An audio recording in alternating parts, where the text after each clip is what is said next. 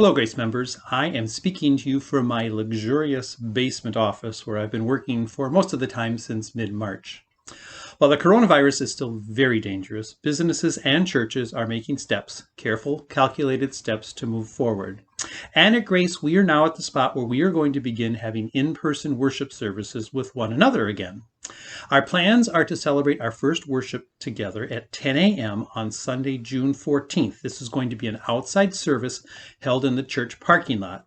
We will video the service and make it available later on Sunday as our weekly online Holy Experiment service for those who either can't be here or who are staying safe at home during this time.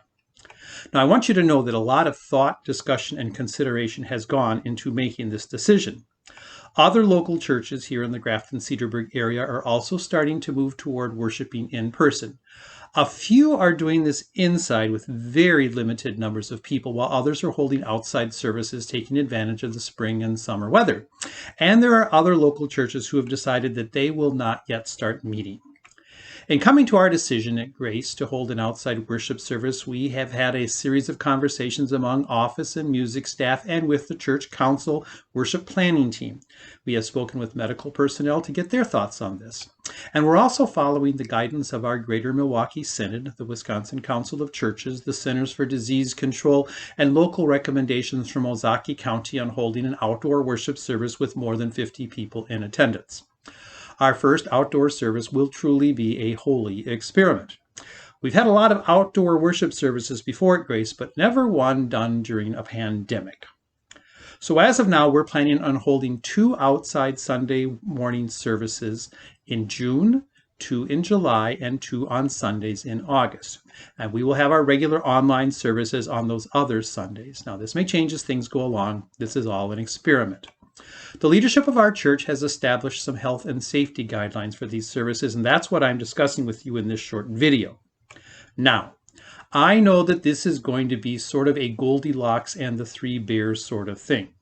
Just as Goldilocks thought that the beds were too hard or too soft or just right, the porridge was too hot, too cold, or just right, I would suspect that we will have Grace members who think that these health and safety guidelines are too much and they are unnecessary. Similarly, I would suspect that we have members who think that what is being done is not enough, and they will be very uncomfortable about coming to church. And I would think that there will be members who feel that these are good and reasonable things.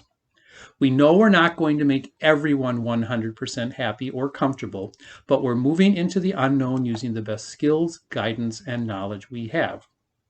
That said, here's what we are saying to all Grace members who plan to attend on Sunday, June 14th. Masks. We are asking that everyone who comes to the service would wear a mask. You don't have to wear it the whole time, but we ask that you wear it when you walk to and from your seats, when you're talking to others or participating in the service by speaking. If you do not have a mask, just like it says in the Miranda warning, one will be provided to you without cost. We have extras available. I know that there are all sorts of mixed feelings about wearing masks, but the key thing is that we don't wear a mask to keep ourselves safe. We wear a mask to keep others safe. Our Bishop Erickson from our Greater Milwaukee Synod said that someone who doesn't wear a mask might actually discourage a fellow Christian from worshiping out of health concerns, and we don't want that. As a mark of a caring Christian community, wearing a mask when we are gathered for worship is a good and caring thing to do. Seating. If you're coming with your family, you can certainly sit together. If you're coming by yourself, please don't sit with anyone else. Bring your own chairs for the service. We will have some extra folding chairs available, but we don't want to use the folding chairs from inside the church. Social distancing. Make sure that you leave about 6 to 10 feet between yourself or your family and those sitting around you. We have a big parking lot, so there's plenty of room for everybody. There's also the grassy area to the north of the portico drive where you can sit. We're going to use printed bulletins for the service, and we will have ushers who will wear masks and gloves, who will be handing things out and directing worshipers where they can sit, and we'll also have offering plates available so you can drop off your offerings. The pastors and Zach and Aaron Durlam will lead this first service. Now, they will not be wearing masks while speaking or singing, but they will keep a healthy distance from the rest of the congregation, which does bring us to singing. This is a touchy issue, and medical advice about singing outside is divided, we have found. We do know that when we sing, we produce a lot more of an aerosol spray, and it travels further than when we speak. So, to play it safe and err on the side of caution at this first service, we are only going to have Zach and Aaron sing without masks. If you want to sing along, you may do so, but we ask that you please wear your mask. Katie Eipert will share a message for the children, but we're going to ask that the children remain seated with their parents during this and they don't come down front. I am happy to say that we will be celebrating Holy Communion at this service. To do so, we have purchased pre-packaged communion kits, which contain a small cup of grape juice, not wine, but grape juice, and a wafer. These are safe and sanitary, and these will be provided to all worshipers who want them when they arrive. We will give you instructions on how we will use them and how we will receive communion, and then trash cans will be available after the service to discard empty containers. Also, if you would prefer to bring your own bread and wine or grape juice from home for communion, you are welcome to do that.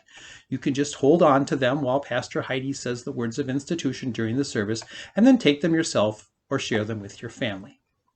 How about the passing of the peace? Well, obviously that is a problem.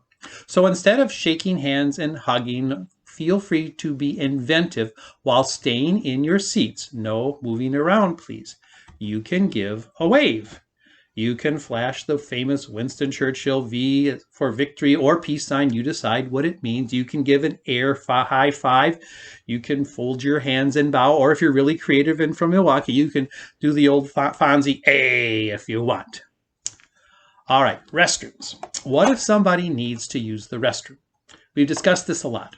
And even though we will be opening the building on a limited basis starting on June 15th, it is best to have people stay out of the building when we're having a large group gathering outside. We're going to keep the service shorter in length, and we highly encourage parents of small children to have your children use the restroom before coming to church. However, we know if somebody of any age absolutely needs to use the restroom during the service, we will have someone who will be identified at the beginning of the service, someone available to let them into the building. After the service, the pastors won't be shaking hands. There's not going to be any coffee hour. But if you want to stick around and talk with friends or fellow members you haven't seen in a while, feel free to do so. But we ask that please just wear your mask and observe proper social distancing. And finally, if there is anyone who would feel more comfortable sitting in their vehicle during the service, we will mark off areas on the edge of the parking lot where you can do that. You can park there and watch the service from there. If Mother Nature doesn't cooperate on the 14th, we'll send out an email well ahead of time that morning letting you know that the service has been canceled. We will not move it inside. Please be clear on that.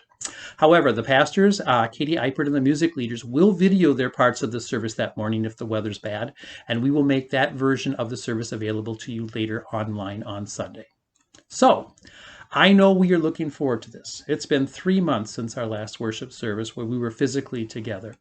And with your help, participation, and support, this outdoor service will be the next step in moving forward to what we have had in the past. We will evaluate how things go on June 14th and make changes as needed for future outdoor services. So, in reminder, 1, wear a mask for everyone's safety. 2, bring your own lawn chairs. 3, practice safe social distancing. And 4, be prepared to celebrate our God. So God's blessings to you, and I hope and pray we will see you, masks and all, at 10 a.m. on Sunday, June 14th, as we come to celebrate our God, who is Father, Son, and Holy Spirit. Thank you.